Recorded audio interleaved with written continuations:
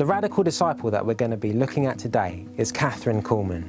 She was born in 1907, that's about 100 years ago. She was born in America in a small town, and she lived with her mum and her dad.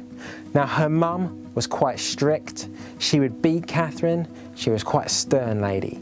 But her dad was a loving father. He loved her and would do anything to make Katherine happy.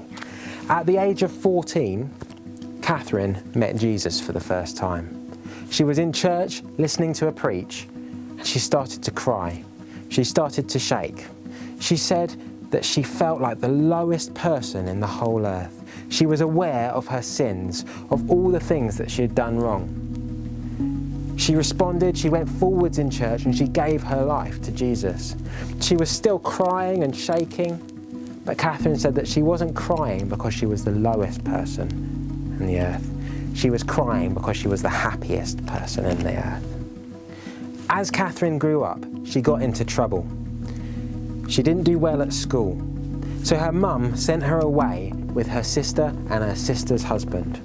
Now this was both a really good time and a really bad time for Katherine. It was really good because she got to be with her sister and she got out of the trouble that she was in at school. It was really bad because her sister and her sister's husband kept on arguing. Now after a few years, Katherine decided to leave her sister and her sister's husband and start preaching on her own. A church leader opened up his building and let Katherine preach for the first time. She moved just down the road from there and started preaching every night. At first, not many people turned up. But word got round that God's girl was in town. She was preaching and God was speaking through her. Soon she was preaching to thousands of people.